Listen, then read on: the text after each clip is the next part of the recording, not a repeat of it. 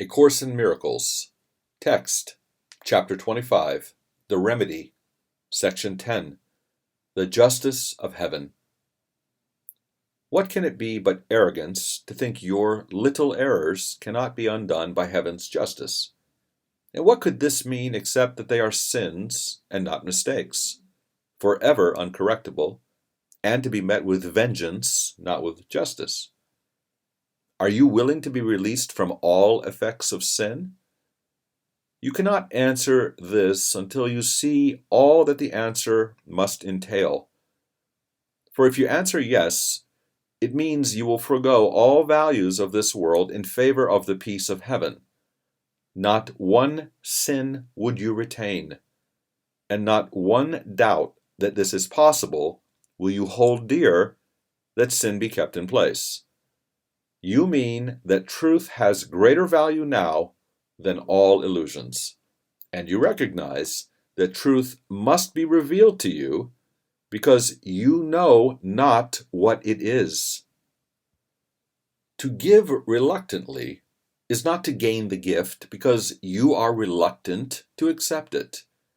It is saved for you until reluctance to receive it disappears, and you are willing it be given you. God's justice warrants gratitude, not fear. Nothing you give is lost to you or anyone, but cherished and preserved for you in heaven, where all of the treasures given to God's Son are kept for him and offered to anyone who but holds out his hand in willingness they be received. Nor is the treasure less as it is given out. Each gift received but adds to the supply, for God is fair.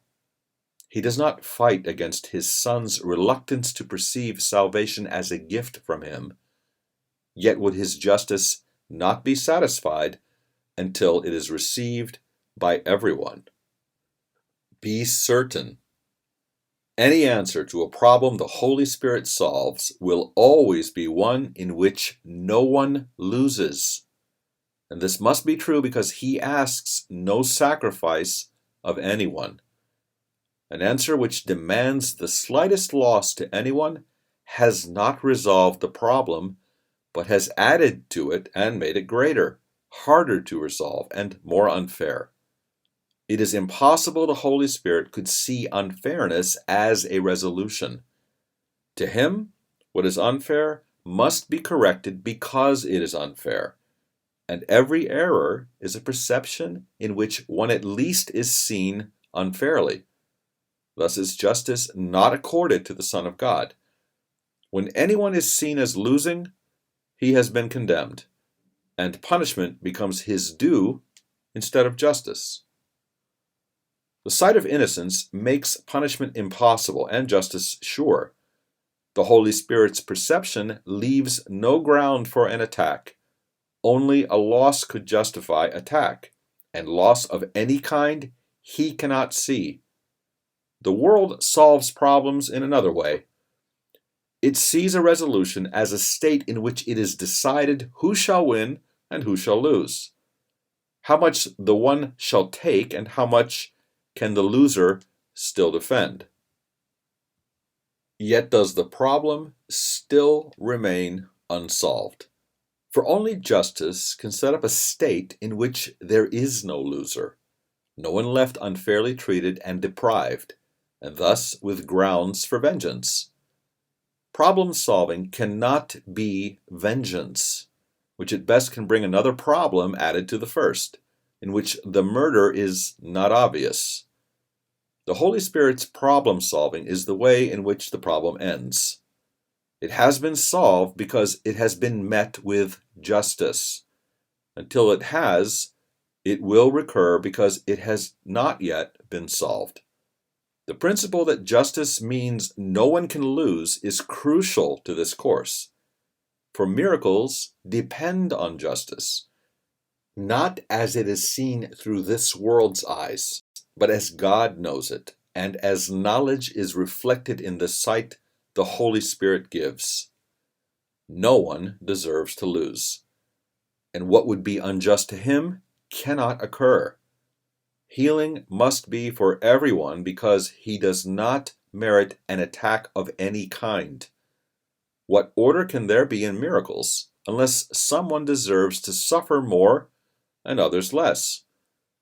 And is this justice to the wholly innocent? A miracle is justice. It is not a special gift to some to be withheld from others as less worthy, more condemned, and thus apart from healing.